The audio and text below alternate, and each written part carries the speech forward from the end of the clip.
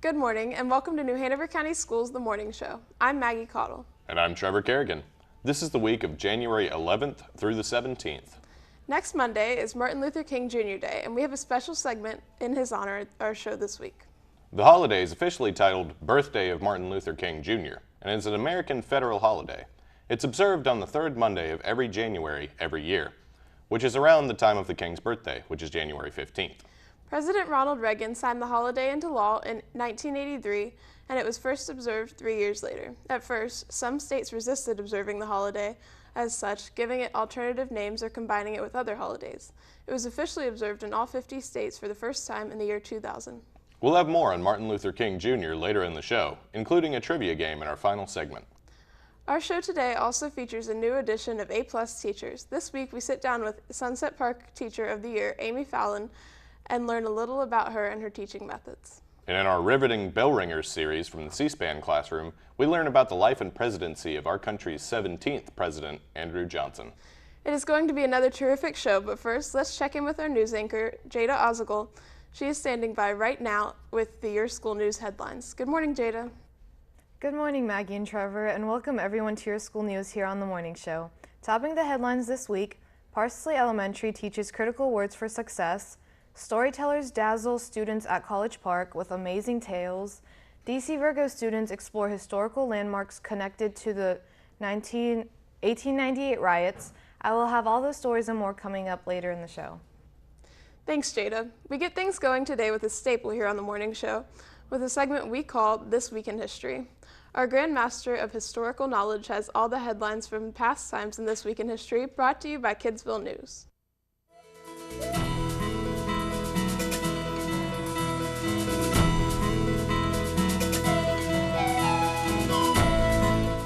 Welcome to This Week in History. I'm your historical host, Jacob Treemstra, covering all the colorful and amazing events that have left their mark on history's timeline. This is the week of January 11th through January 17th. January 11th, 1908. U.S. President Theodore Roosevelt declares the massive Grand Canyon in northwestern Arizona a national monument. Congress did not officially outlaw private development in the Grand Canyon until 1919, when President Woodrow Wilson signed the Grand Canyon National Park Act. January 12, 1879. Henry Ford sets a land speed record of 91 miles per hour on the frozen surface of Michigan's Lake St. Clair. He was driving a four-wheel vehicle dubbed the 999 with a wooden chassis but no body or hood. Ford's record was broken within a month. January 13, 1999. NBA superstar Michael Jordan announces his retirement from professional basketball for the second time in front of a crowd at Chicago's United Center. Jordan helped the Bulls make the playoffs in each of his first 6 seasons on the team. January 14, 1973. The Miami Dolphins defeat the Washington Redskins 14-7 at the Los Angeles Coliseum in Super Bowl VII, becoming the first team in National Football League history to finish with an undefeated season. Despite their perfect season record, Coach Don Shula's Dolphins were 3-point underdogs in the game, according to bettors. January 15, 1929. Martin Luther King Jr. is born in Atlanta, Georgia, the son of a Baptist minister. In 1955, King helps organize the first major protest of the African American civil rights movement, the successful Montgomery bus boycott.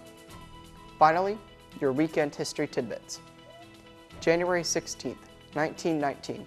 The 18th Amendment to the U.S. Constitution prohibiting the manufacture, sale, or transportation of intoxicating liquors for beverage purposes is ratified and becomes the law of the land. The 18th Amendment went on until 1933, when it was repealed by the 21st Amendment. January 17, 1945.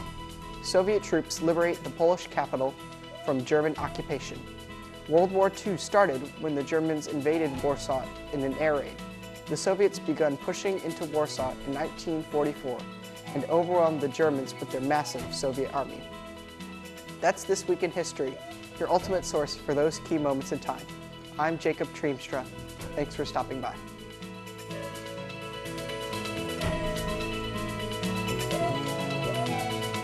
This Week in History is brought to you by Kidsville News, a fun and effective learning resource for children, teachers, and parents. Kidsville News is always free.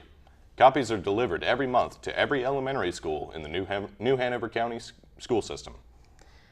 And join us again next time for another journey through time as we explore the fun, fascinating, entertaining, and educational facts that make up This Week in History. We have plenty more of the morning show ahead, including the Zoo Files and our super segment, Science Nation. Don't go away. We'll be right back after this short break.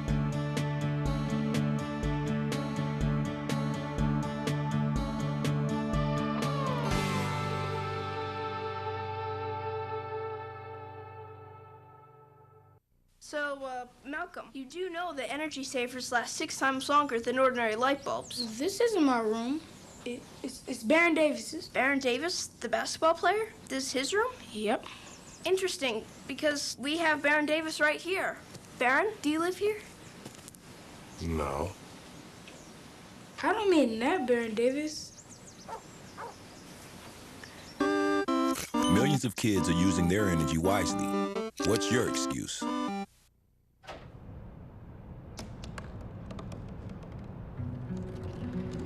They said I couldn't dream. Called me a piece of trash and swore that's all I'd ever be.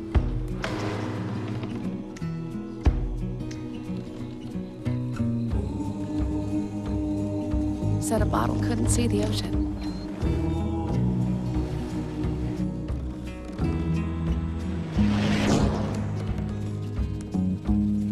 Give up. Go back to the dumpster. But I didn't listen. I made my way.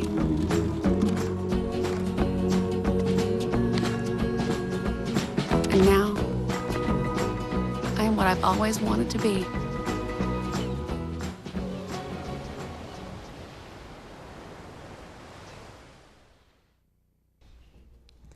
Welcome back to the morning show. I'm Maggie Caudill. And I'm Trevor Kerrigan. With the upcoming Martin Luther King Jr. holiday, we decided to feature him on today's show. We start with a little information about his early life and beliefs. Martin Luther King Jr. was born on Tuesday, the 15th of January, 1929 in Atlanta, Georgia. He was the second child and first son to the Reverend Martin Luther King and Alberta Williams King. He had one sister, Christine, and one brother, Alfred Daniel. Martin Luther King Jr. was a very bright student and a talented speaker. When he was 19, he graduated from Morehouse College in Atlanta with a BA degree in sociology. In 1951, he graduated from the Crozer Theological Seminary with a BA of Divinity, and he received his PhD in systematic theology from Boston University in 1955. Martin Luther King Jr. married Coretta Scott on June 18, 1953. They had 4 children, Yolanda Denise, Martin Luther III, Dexter Scott, and Bernice Albertine.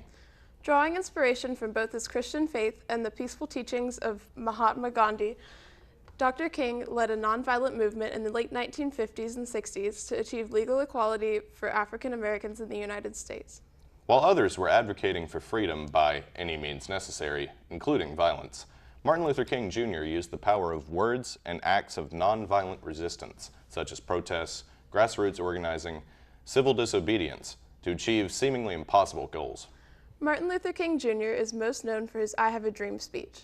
Along with that defining moment, Dr. King had many, many notable achievements. Here are a few of his biggest. In 1955, Martin Luther King Jr. was recruited to speak as spokesman for the Montgomery bus boycott, which was a campaign to force integration of the city's bus lines. After 381 days, the U.S. Supreme Court ruled that racial segregation in transportation was unconstitutional. In 1957, Dr. King was elected president of the Southern Christian Leadership Conference, SCLC. This organization was designed to provide new leadership for the burgeoning civil rights movement. In 1963, he led a coalition of numerous civil rights groups in a nonviolent campaign aimed at Birmingham, Alabama. The subsequent brutality of the city's police, illustrated by television, led to a national outrage resulting in a push for unprecedented civil rights legislation. It was during this campaign that Dr. King drafted the Letter from Birmingham Jail, the manifesto of Dr. King's Philosophy and Tactics, which is today required reading in universities worldwide. Later in 1963, Dr. King was one of the driving forces behind the March for Jobs and Freedom, more commonly known as the March on Washington. It was at this march that Dr. King delivered his famous I Have a Dream speech. In 1964, Congress passed the landmark Civil Rights Act, essentially eliminating legalized racial segregation in the United States. The legislation made it illegal to discriminate against blacks or other minorities in hiring, public accommodations, education, or transportation, areas which at the time were still very segregated in many places. The next year, 1965, Congress went on to pass the Voting Rights Act, which was an equally important set of laws that eliminated the remaining barrier to voting for African Americans. This legislation resulted directly from the Selma to Montgomery March for Voting Rights led by Dr. King. On April 4th, 1968, Dr. Martin Luther King Jr.'s less than 13 years of nonviolent leadership ended abruptly and tragically when he was assassinated at the Lorraine Motel in Memphis, Tennessee.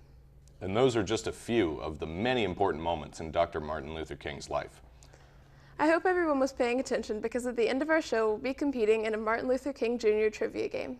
All right, it's time now to send it over to the news desk for more Your School News. And our news anchor, Jada Ozigal, who's standing by. Good morning, Jada. Good morning and welcome to Your School News on the Morning Show. I'm Jada Ozigal. Our top story this week is all about vocabulary students may recognize words, like determine, analyze, and distinguish, but do they understand those words well enough to quickly and completely answer standardized test questions? Author Marilee Sprenger has created a list of those critical words students must know to be successful with the Common Core state standards, and Parsley Elementary has adapted that list into some exciting educational videos. Through fun strategies such as jingles, movements, and graphics, the students at Parsley are learning the critical vocabulary that will equip them with confidence in reading, writing, and speaking. We get this report from Stephen Thornton. Midway through last school year, Parsley Elementary began implementing a Word of the Week through a video starring Parsley staff and students.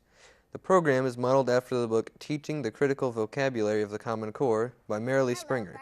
Recognizing that a strong foundation vocabulary is key to the success for every student, Parsley is focusing on 1 to 2 of the 55 vocabulary words that enhance a student's understanding of these key words that are commonly used throughout the curriculum. Wow, this student is really good at doing a circle map. This is great evidence of a premier school. This is also great evidence of a premier school. This student really knows how to do a vocabulary map. Each Word of the Week is a unique presentation. Each week, 2 Parsley teachers work together to create a format that they feel best illustrate the vocabulary word. The videos produced by the school are then made available for staff and students to view throughout the week and are posted on the school's website. In addition to the weekly videos, the vocabulary word of the week is indirectly taught and reinforced through being displayed in the library and hallways, and by being a focal point of the morning announcements. Catchy jingles developed by the book's author are shared each morning over the announcements while students school-wide engage in reciting the jingle. Students and staff members enthusiastically integrate the school-wide vocabulary in their speaking and writing. The best part of the project is that it has brought the entire school together with one united, cohesive focus. Reporting for Your School News, this is Stephen Thornton. The Career Readiness Academy at Mosley Performance Learning Center is the first New Hanover County school to collaborate with the Wilmington Hammerhead Professional Soccer Club, assisting in promotion, implementation, and expansion of their newest outreach program. This hands-on opportunity will allow students to explore various careers affiliated with the professional athletic team through volunteering, job shadowing, and internships. Other partnerships that CRA has established are with the Hugh McRae Park officials and YMCA programs such as the Y Express program, lifeguard program, and their after-school program. Wrightsville Beach Family Medicine has also partnered with CRA to offer students job shadowing opportunities. Organizations interested in being a part of CRA's job shadowing and internship program should contact Jana Barone, Career Development Coordinator at Mosley. At College Park Elementary School, in the first through the third grades, all leaned forward, eyes centered on the front of their classrooms as their minds floated to another land where the push of a button allows a little girl to outsmart a dragon. No, they weren't watching TV, they were listening to UNCW storytellers tell the exciting and animated tale, The Paper Bag Princess by Robert Munsch. The UNCW storytelling troupe is made up of 10 students who performed each year at elementary schools throughout the county. Each story told is done by an individual student, and each performance is based on a book at any College Park student could find in the school or local library. Besides The Paper Bag Princess, students also heard musical tales that allowed them to interact adventure stories about wondrous lands and more. All the performances by the UNCW storytellers are designed to bring literature alive, to inspire students to read and encourage them to find their own favorite books. During the course of the morning, the storytelling troupe rotated from classroom to classroom. The students were all smiles as they heard fantastic stories and laughed at the storytellers' animated telling of each tale. College Park students in all grade levels particularly enjoyed the way that the UNCW storytellers used funny voices to tell their tales. This is an exciting time for students both from College Park and UNCW, with lots of laughter and anticipation as everyone is entertained and surprised. For all the latest on New Hanover County Schools, join us weekdays at 5:30 p.m. here on the Time Warner Cable Channel 5 and Charter Cable Channel 191 for your school news, a complete half hour of all the latest news and information from New Hanover County Schools. Now back over to our hosts. Thanks, Jada. In addition to watching your school news and the morning show, you can see many of NHCS TV's programming online. Just go to the school system's website at www.nhcs.net and click on the NHCS TV logo right there on the front page. You can watch great programs there like U-Talk, The Forum, and Up Front with the Superintendent. It's an excellent way to watch our programming whenever you want. Shifting gears now, we have everyone's favorite segment from the North Carolina Zoo at Asheboro. The Zoo Files tells us all about the different animals, exhibits, and happenings at the zoo. In today's installment of the Zoo Files, we learn why North Carolina Zoos is ranked by experts among the world's best natural habitat zoos. We get details on the continuous effort to keep potentially toxic plants away from the animals from Rod Hackney.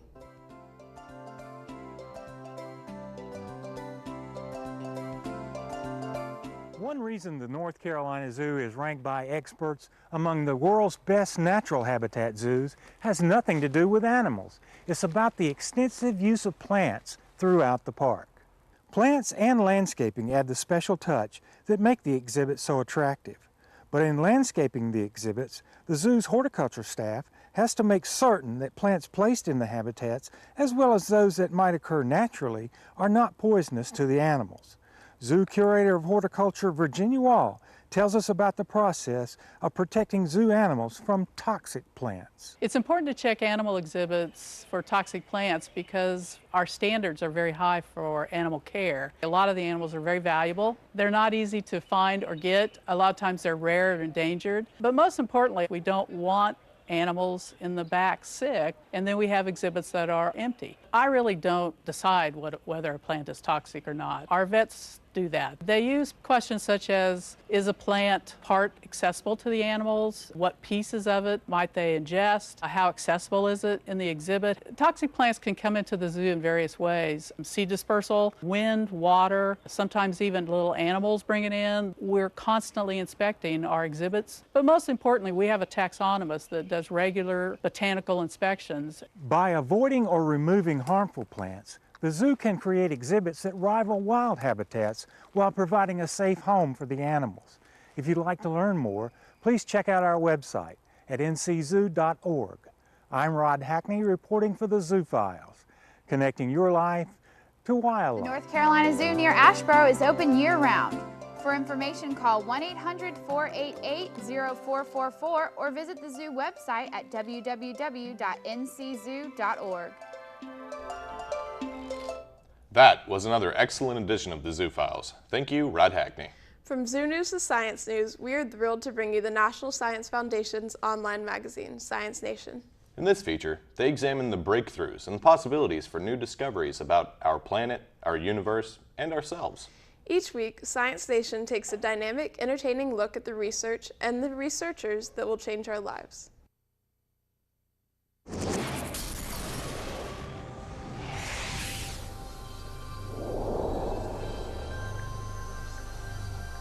This dragonfly is grabbing its meal on the go. This attempt is so fast that unless we film it in high speed, we can't see whether it caught the prey, but when it gets back to its perch, if we see it chewing, we know that it was successful.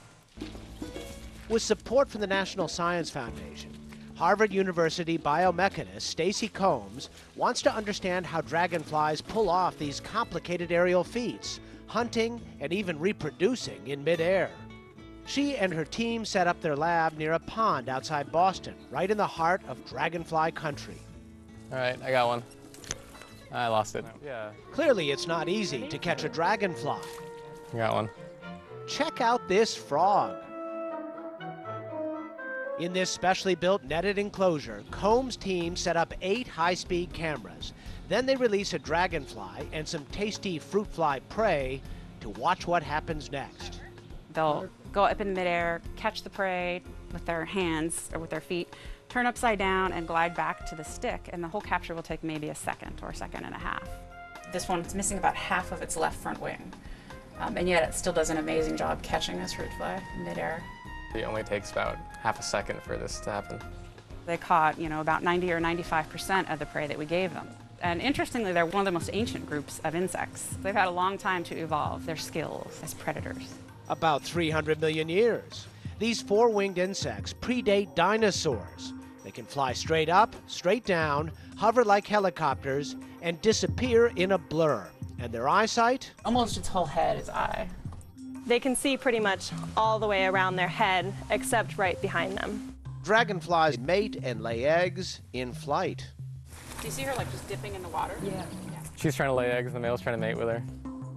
Combs says engineers are looking to the dragonfly for inspiration in small-scale aircraft design. There's a lot of interest in building, small robotic devices. And she says better understanding of dragonflies could lead to more effective mosquito control strategies. They may consume 30 mosquitoes a day. They could even consume hundreds a day. And that's an idea that could really take flight. For Science Nation, I'm Miles O'Brien. Dragonflies have to be one of my favorite insects. They're colorful, move fast, and best of all, they eat mosquitoes. What's not to love about that? It will be neat to see if scientists can mimic their flight with small machines. Maybe one day our mail will be delivered by tiny dragonfly-like devices. Who knows? Now, as we head to break, we have the word of the week.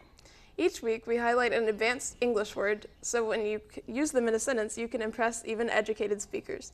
If you like having an extensive and impressive vocabulary, try learning our word of the week. Stay tuned. We'll be right back.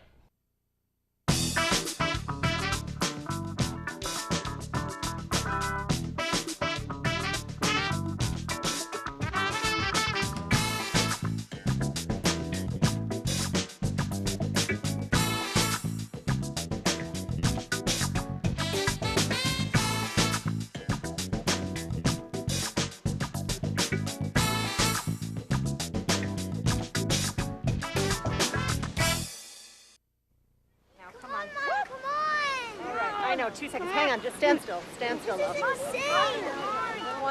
I know. Just I know. He's done. Okay, go, go, go.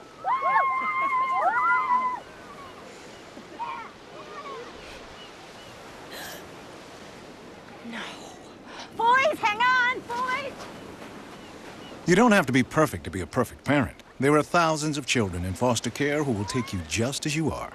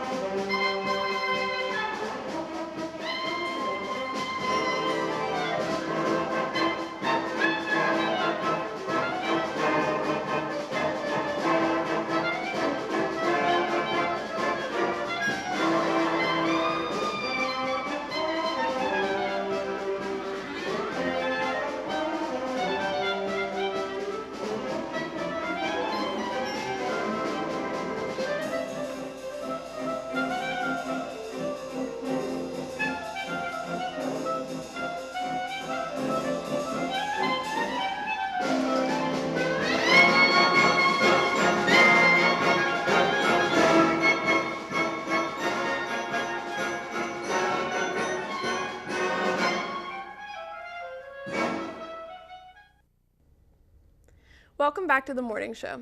Each month, we are thrilled to spotlight an individual school's Teacher of the Year. In this segment entitled A+ Teachers, we take the time to get to know a little bit about the teacher's background and get an understanding of their philosophy of teaching that earned them of their school's honor of Teacher of the Year. This morning, we feature Sunset Park Elementary School Teacher of the Year, Amy Fallon.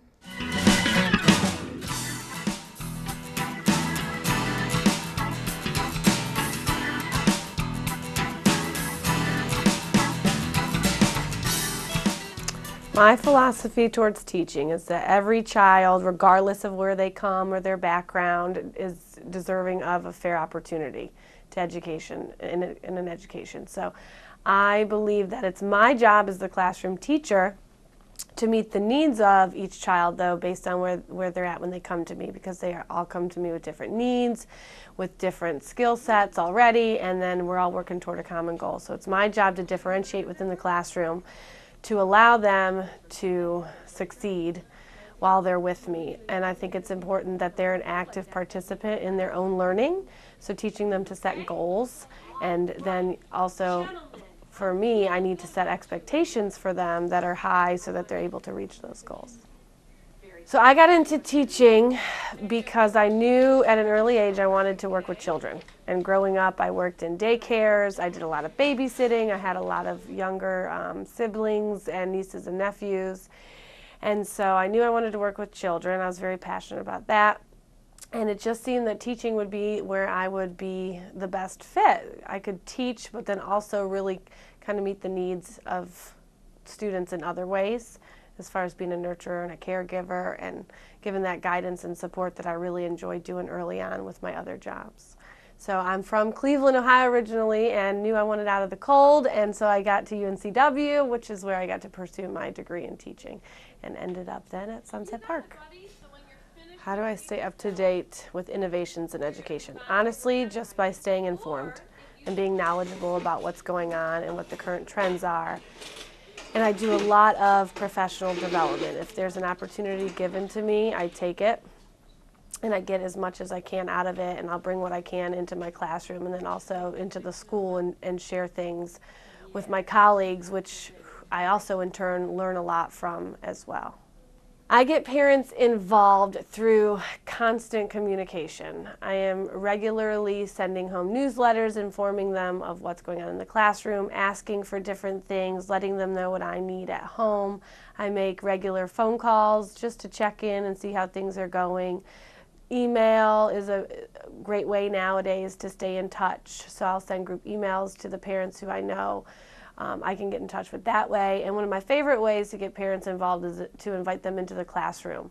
So whether it's through a research project that we've done or a play that we want to put on, I'll invite parents. I try to at least once a month to come in and join us in those activities so that they can stay involved with what's going on in the classroom. My favorite way to incorporate technology into my classroom is through Skype. I have a good friend who is a former coworker who now teaches in a different county in a different state, and so we actually have set up some Skype buddies. And so it's a great way for the children to become familiar with technology, use the technology to increase their literacy skills, so they'll ask and answer questions with their Skype buddy, and then we'll follow up with activities in the classroom where they're writing letters or doing some comparing and contrasting based on the information that they're gaining. So Skype is one way that I like to incorporate technology that gets the kids excited, and then I'm constantly using things interactively in whole group lessons and using a program called iReady that the students are exposed to every day. And I like to do as much as I can in literacy stations that allow them the opportunity to get on and use things like the tech book or Skype with reading with someone when our buddies are available and things like that. A unique program would definitely be the National Boards program. That was a very interesting experience. It was extremely eye-opening and very informative. At the same time, it was a challenge to work on that while teaching full-time, but it was great because it involved everything I was doing in my classroom. So it really helped me to become more of a reflective practitioner on what I'm doing each day and why I'm doing it. So that was definitely a unique experience and something I'm very glad that I was able to do and achieve. So.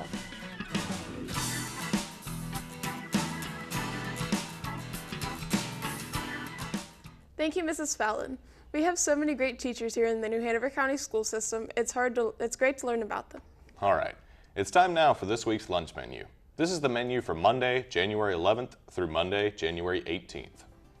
On Monday, January 11th, you won't want to miss out on lunch as your cafeteria will be serving a chicken filet sandwich, a lasagna roll-up with a breadstick, or a corn dog nuggets. Don't leave the lunch line until you have heaped on black-eyed peas and diced peaches as well. Then, on Tuesday, January 12th, sit down for a wonderful meal of orange chicken with rice and an egg roll and fried rice, a meatball hoagie, or a bacon cheeseburger. Keep your belly cheering with joy by adding glazed carrots, veggie sticks, and fresh fruit to your plate. On Wednesday, January 13th, warm yourself up at lunchtime with a delicious chicken pot pie, a pork chop sandwich, or cheesy breadsticks. Round the meal out with pasta salad, golden corn, and delicious diced pears. On Thursday, January 14th, battle your midday hunger by enjoying either a stuffed crust pizza, a chicken club sandwich, or popcorn chicken with a roll. Choose from an assortment of sides including macaroni salad, tomato and cucumber salad, bodacious broccoli, and fresh fruit. Then, on Friday, January 15th, decide on the tough choice of an all-American hot dog with chili, fish sticks with hush puppies, or chicken nuggets with a roll. Include sides of macaroni and cheese, baked beans, carrot sticks, and spiced apples. And you can't go wrong. Finally, on Monday, January 18th, enjoy your day off as we celebrate the Martin Luther King Jr. holiday. And there you have the lunch menu for the week. In addition to those items, milk, a garden salad, French bread pizza, and a peanut butter and jelly combo will be available daily. So many delicious choices. Don't forget, you can also start your day off with a healthy and hearty breakfast at school. Bell Ringers is our next segment this morning, and it's from the C-SPAN classroom. This series features a biography of each of our country's presidents. Beginning with our first show of the year, we started with our first president, George Washington. Each week, we feature the next president until we've covered them all and bring the series to a close next summer. Enjoy learning about the people who have led our country in this riveting series. Here's this week's episode of Bell Ringers.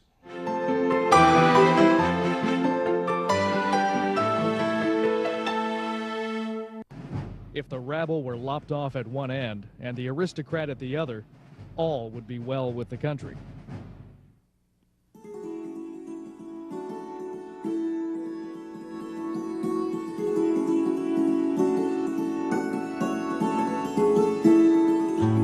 Andrew Johnson was born into poverty on December 29, 1808, in Raleigh, North Carolina. The son of a janitor and a weaver, Johnson never attended school. Instead, he and his brother became apprenticed to the town's tailor.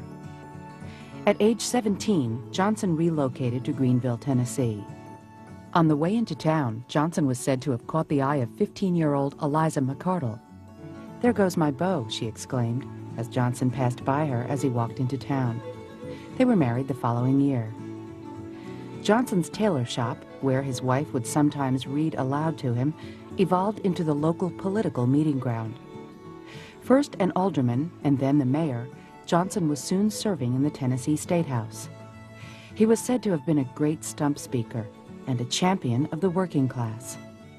He was also strongly opposed to secession. As a United States Senator in 1857, he proclaimed, "I love the Constitution.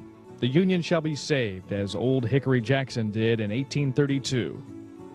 His desire to preserve the Union infuriated many Southerners. Johnson received several death threats during his re-election campaign for governor. Once, before addressing a crowd, he drew a pistol from his coat, laid it before him on a table, and said, I have been informed that part of the business to be transacted on the present occasion is the assassination of the individual who now has the honor of addressing you.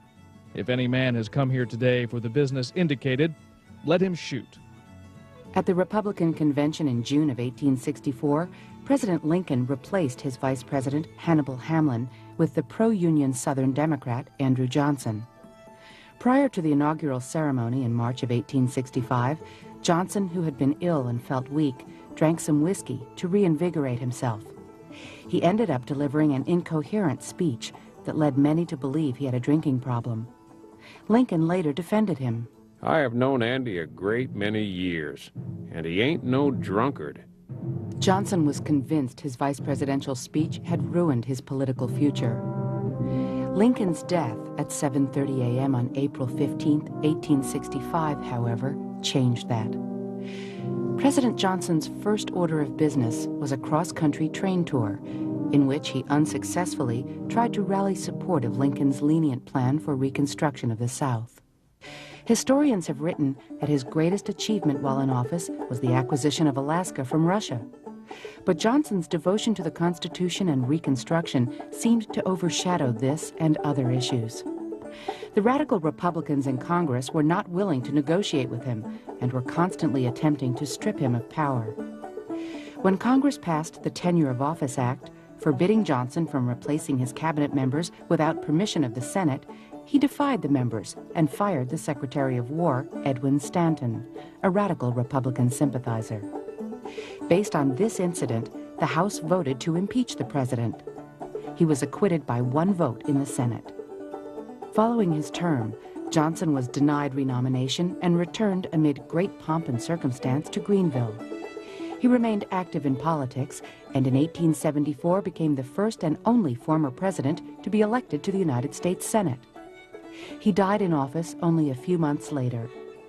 In a memo found after his death, he wrote, I have performed my duty to God, my country, and my family. I have nothing to fear in approaching death. To me, it is the mere shadow of God's protecting wing.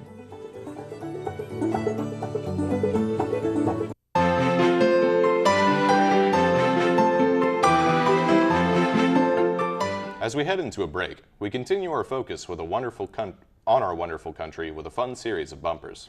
The United States has a rich, interesting history and a unique system of government. Knowing about our country is a very important part of being a good citizen. Take our quick civics quiz and see what you know, or perhaps it will help you learn more about U.S. history and government.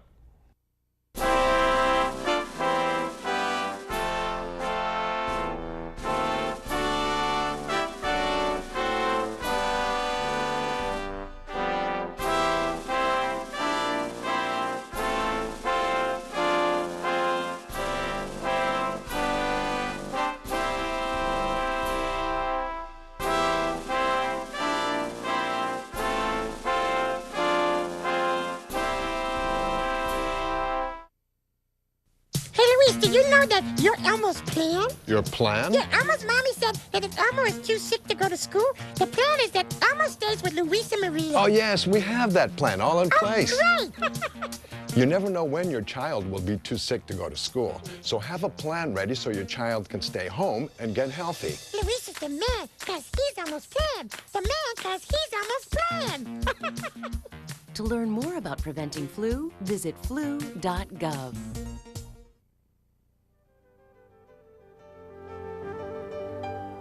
Indiana's Booth Tarkington looked at life in a different way. Tarkington's Willie Baxter is amusing as he woos Lola Pratt in 17. In his more serious works, The Turmoil and The Magnificent Ambersons, Tarkington showed the effect of industrial growth on residents of quiet, pleasant cities. This background in literature has been brought to you by New Hanover County Schools. This is Lands and People, your passport to the world. The Republic of Angola is found on the western coast of southern Africa. The country's chief agricultural products are bananas, coffee, and sugarcane. While its major products are diamonds, iron ore, and phosphates, most of the population belong to various Bantu groups. Angola's capital is Luanda, and primary language is Portuguese. This has been Lands and People, your passport to the world. Welcome back to the morning show. I'm Trevor Kerrigan. We now bring you Wilmington Places, written and produced by high school senior Louis Behar. This segment takes a look at some of the top places around our town and why both tourists and area residents should give them a visit. For today's adventure, we take a look at one of Wilmington's biggest attractions, the Battleship North Carolina.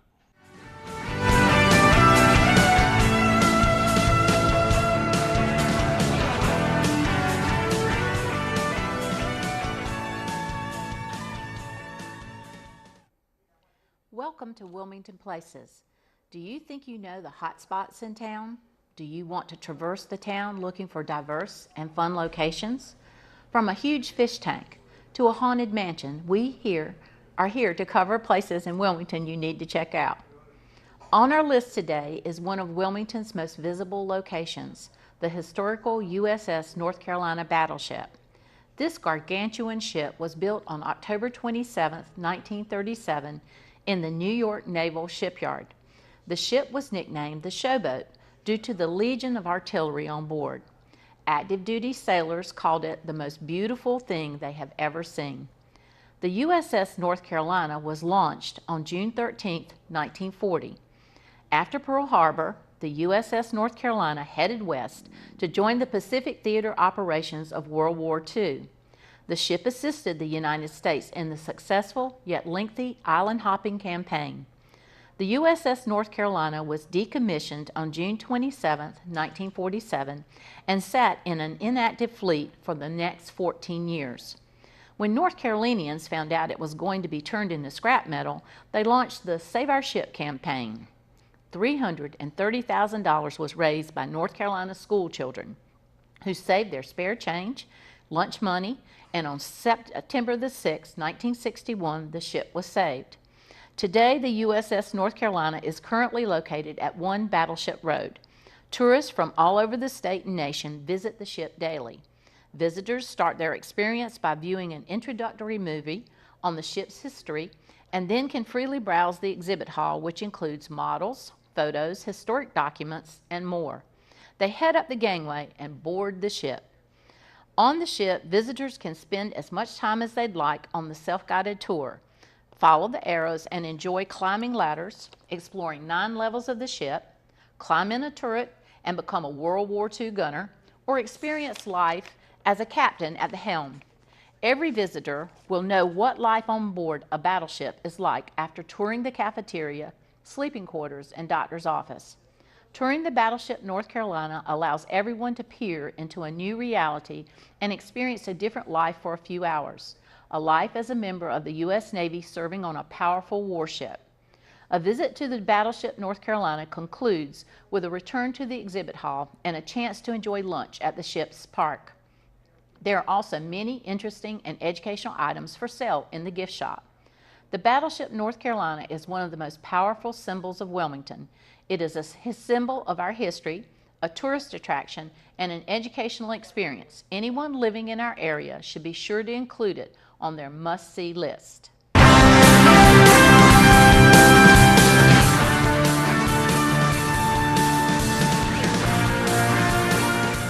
hope you enjoyed our brief overview of the battleship North Carolina.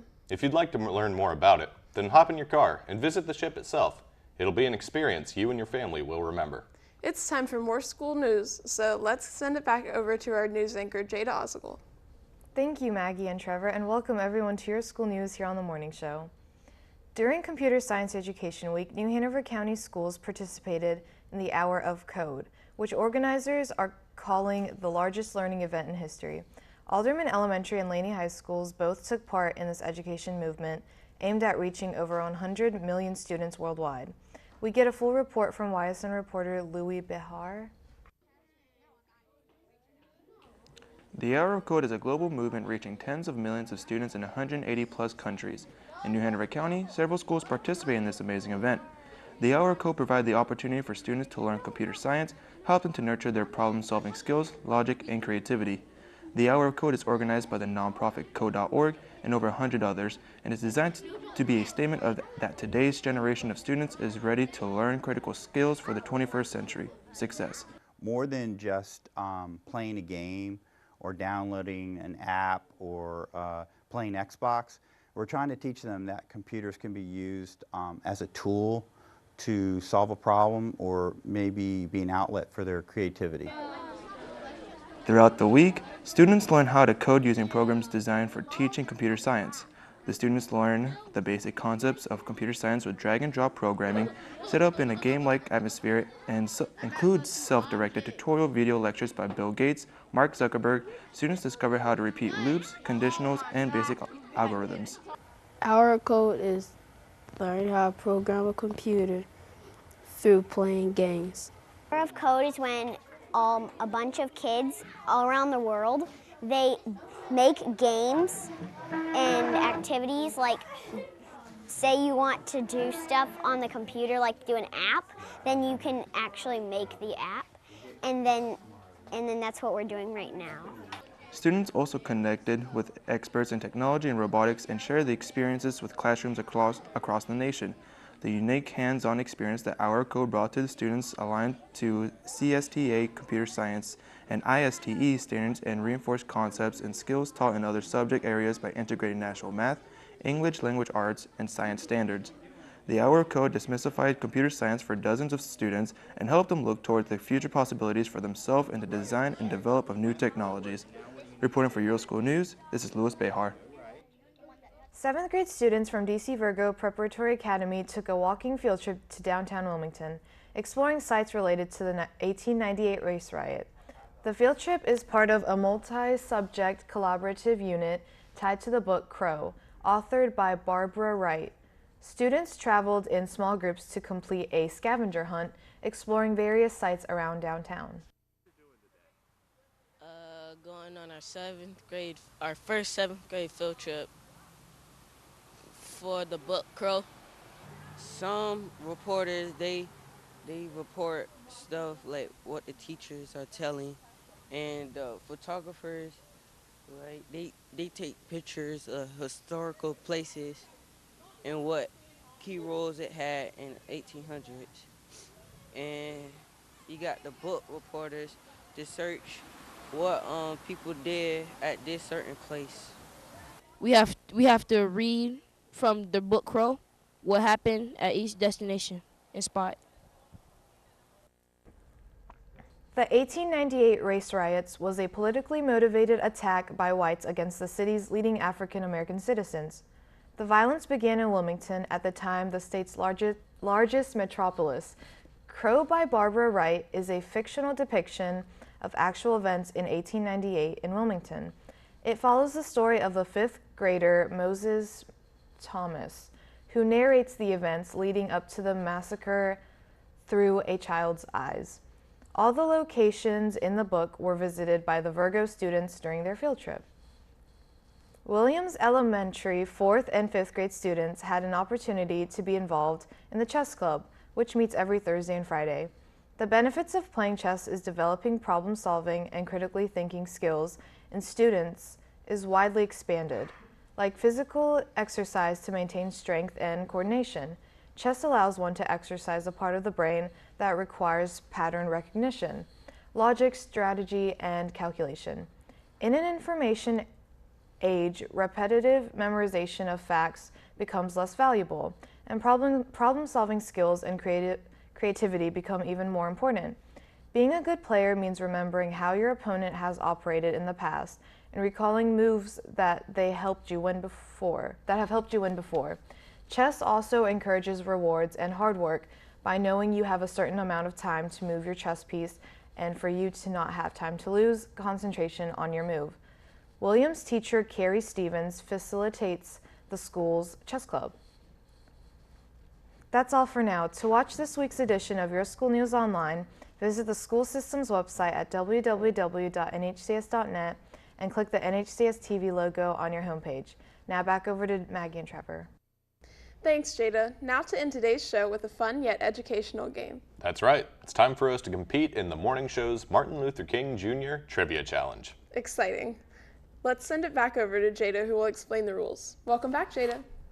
Thank you. Here are the rules. I will ask a question about Martin Luther King Jr., many of which were covered in our special segment. If you think you know the answer, you must buzz. The first person to buzz gets to answer. If you blurt out an answer without buzzing or winning the buzz, it will not count. Also, if you buzz before I finish asking a question, you have to answer it then. I will not read the rest. If the first contestant to answer is wrong, the other person gets a chance to answer. Finally, if you are both stumped on one, I will give the answer and we will move on. There are 15 questions. Okay, so are you guys ready? Okay, here we go. Number 1. In which city was Martin Luther King Jr. born? A. Atlanta, B. Albany, C. Austin, and D. Annapolis? Yes, pink. Atlanta. Yes, that's correct. Okay, number 2. How old was King when he was assassinated?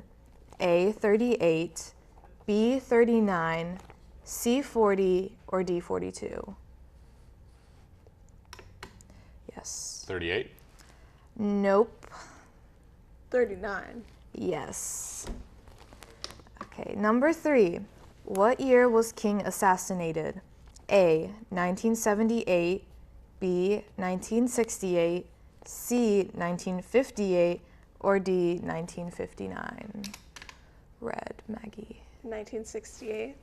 Yes, that is correct. Number 4. In 1964, King won a prestigious prize. Which one was it? A. The Yes, pink. The Nobel Prize. Yes, the Nobel Peace Prize, but that's close enough. Number 5. Whose techniques did King usually follow? A. Mohandas Gandhi, B. Malcolm X, C. Martin Luther King Sr., or D. Abraham Lincoln? Yes, Maggie. A. Yes, that is correct. Okay, number 6. King led an important protest against what on April 3rd, 1968? A. Slavery, B. Poverty, C. Discrimination, or D. Starvation in India? Red. C. No. Yes. B. Yes, it's poverty. Okay, number 7. What does SCLC stand for? A. Southern Christian Leadership Council, B. Southern Committee for Lutheran Churches, C. South Carolina Literacy Committee, or D. Southern Colored Likes Committee? Maggie. A. That is correct. Okay, number 8. What was the first civil rights action King was involved in?